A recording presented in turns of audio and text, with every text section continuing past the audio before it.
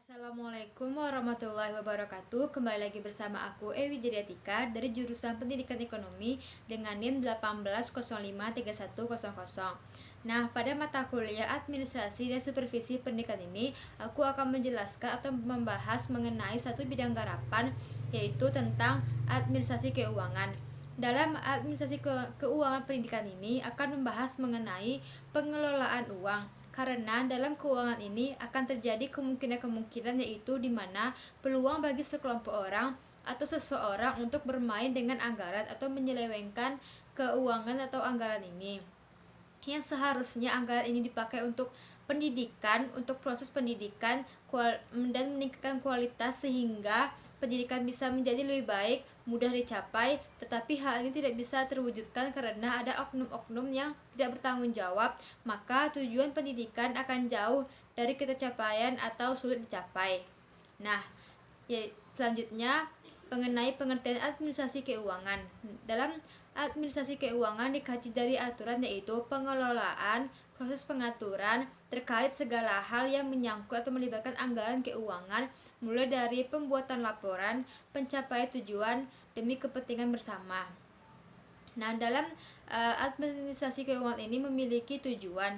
Tujuan yang pertama yaitu untuk meningkatkan efektivitas dan efisien penggunaan keuangan sekolah. Dalam efektivitas yaitu terkait dengan pencapaian tujuan, sedangkan efisien terkait dengan waktu. Dengan dikelola sedemikian rupa, maka keuangan diharapkan tujuan pendidikan, tujuan program yang menggunakan keuangan bisa tercapai. Dengan adanya efektivitas dan efisien, maka dapat meminimalisir berbagai kemungkinan yang membuat anggaran keluar menjadi lebih besar. Tujuan yang kedua yaitu untuk meningkatkan akuntabilitas dan transparansi keuangan sekolah. Dalam konteks ini, seberapapun kecilnya pengeluaran dari sekolah atau anggaran yang dipakai, itu harus ada buktinya yang jelas yang bersangkutan dengan kegiatan atau program pendidikan atau sekolah. Transparansi ini dilakukan agar tidak terjadi berbagai macam pandangan atau pikiran-pikiran negatif dari masing-masing orang yang ada di sebuah lembaga atau di lingkungan sekolah tersebut. Nah, yang ketiga yaitu tujuannya meminimalisir terjadinya penyalahgunaan anggaran keuangan sekolah. Ini harus dilakukan jika konteks pengelolaan keuangan sudah dilakukan dengan sedemikian rupa, dengan sebaik mungkin, maka tidak akan terjadi penyelewengan anggaran atau oknum-oknum yang bermain di dalam anggaran keuangan dan bisa diantisipasi nantinya.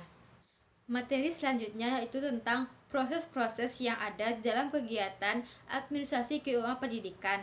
Nah, ada 3 proses, yaitu yang pertama perencanaan, yang kedua penggunaan, dan yang ketiga pertanggungjawaban. Nah, ketiga ini akan kita bahas satu persatu.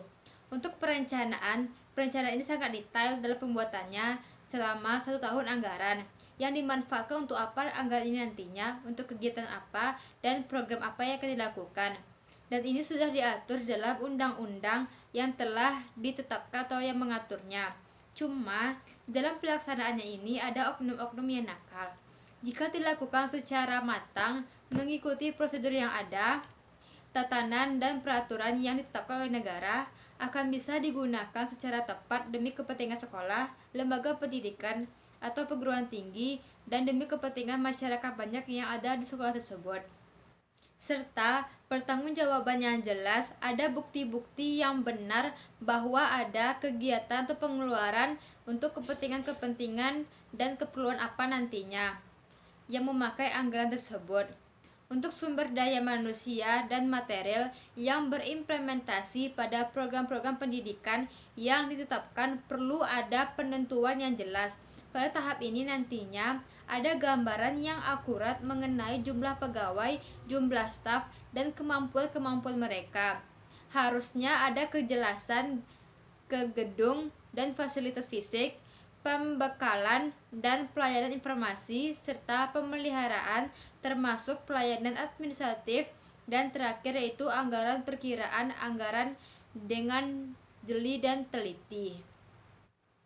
Masuk pada proses yang pertama, yaitu mengenai perencanaan atau penyusunan. Jika di sekolah Perencanaan ini disebut dengan RAPBS, yaitu Rancangan Anggaran Pendapatan Belanja Sekolah, yang bersifat transparan, terbuka, menyangkut hal-hal yang berhubungan dengan sekolah selama 1 tahun pembelajaran ke depan. Perencanaan ini harus bersifat aspiratif, yaitu memperhatikan masukan-masukan dari berbagai pihak yang berkepentingan. Yang bersifat partisipatif, yaitu melibatkan kepentingan di sekolah dalam pengambilan kebijakan-kebijakan atau keputusan pada proses pembuatan perencanaan ini dan penyusunan anggaran sekolah, serta bersifat akuntabel, yaitu bisa dipertanggungjawabkan.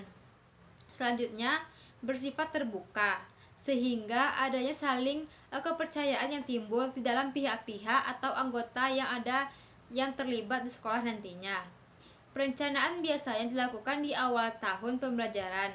Perencanaan ini dilakukan oleh kepala sekolah, yang dimana kepala sekolah harus menyusun yang namanya RAPBS, yang memuat segala hal tentang program dan kegiatan yang akan dilaksanakan oleh sekolah selama 1 tahun ke depan nantinya, yang menggunakan atau nanti pastinya butuh anggaran atau biaya.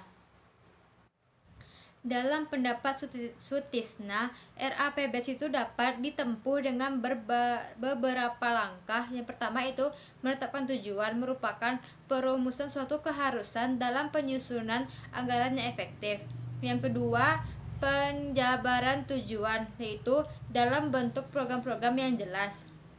Nah, proses yang kedua yaitu tentang penggunaan.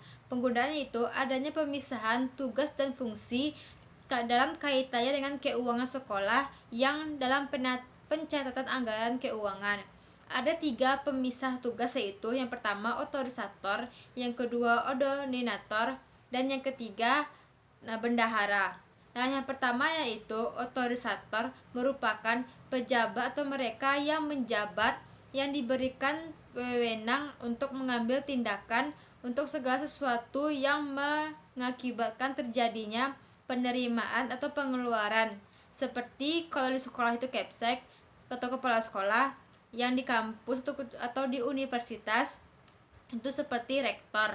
Nah, yang kedua yaitu ordoninator, merupakan pejabat yang diberi kewenangan untuk melakukan pengujian yang akhirnya menyebabkan keluarnya perintah untuk mendapatkan penerimaan atau pengeluaran anggaran atau dana.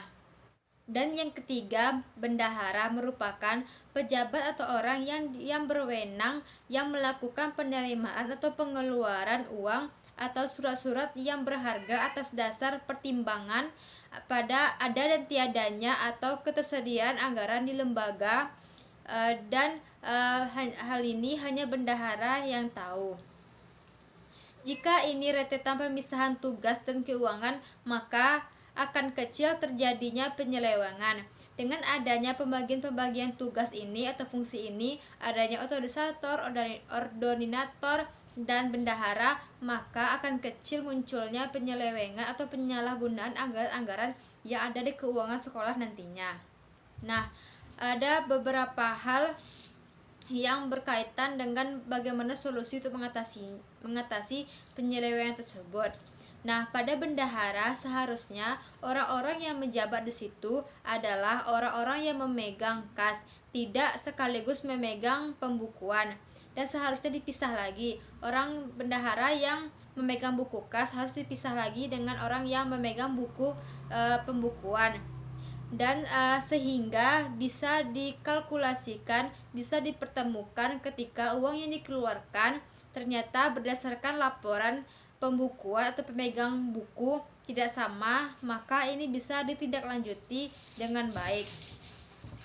Yang kedua, setelah uang diterima harus dibuktikan ditulis dengan mata anggaran masing-masing, tidak bisa dicampur dengan mata anggaran yang lainnya. Dan yang ketiga, penggunaan keuangan sekolah, lembaga sekecil apapun pengeluaran atau anggaran yang dipakai nantinya harus ada bukti tertulis, dokumen minimal berbentuk kwitansi. Proses yang ketiga yaitu pertanggungjawaban. Dalam proses pertanggungjawaban ini merupakan bentuk penggunaan uang sekolah atau lembaga selama 1 tahun anggaran. Nah, itu harus dapat dipertanggungjawabkan oleh pimpinan tertinggi, sumber pemberian dana, personel sekolah untuk dapat dipertanggungjawabkan atau diketahui secara bersama-sama nantinya. Prosesnya yaitu dengan membuat SPJ per 3 bulan atau pengeluaran dan barang-barang yang dibeli sekolah setiap 3 bulan dengan ditandatangani oleh kepala sekolah. Nah, proses pengawasan keuangan sekolah yaitu kegiatan yang bertujuan untuk menghindari, mengurangi, mengantisipasi masalah-masalah yang berhubungan dengan penyalahgunaan wewenang atau penyelewengan terhadap keuangan atau anggaran yang digunakan oleh sekolah atau lembaga. Ada istilah pengawasan yaitu pengawasan melekat merupakan dilakukan oleh Dinas Kependidikan Kabupaten kepada sekolah. Yang kedua, pengawasan fungsional yaitu dilakukan oleh Badan Pengawas Keuangan dan Pembangunan atau Inspektorat. Selanjutnya yaitu ada pengawasan BKP dan ada pengawasan dari masyarakat tersebut. Materi selanjutnya yang terakhir yaitu mengenai laporan. Laporan ini disusun berdasarkan aktivitas keuangan per 3 bulan per semester. Dan jika tidak ada kejelasan dari laporan ini, maka akan timbul pandangan-pandangan atau pikiran-pikiran negatif dari pihak-pihak yang ada di sekolah terhadap lembaga sekolah yang melakukan penyelewengan atau penyalahgunaan anggaran-anggaran yang ada di sekolah itu. Dan ini harus diatasi agar tidak terjadi penyelewengan ke depan nantinya. Nah, hanya itu materi yang dapat saya sampaikan dan jelaskan. Mohon maaf apabila ada kekurangan. Wassalamualaikum warahmatullahi wabarakatuh.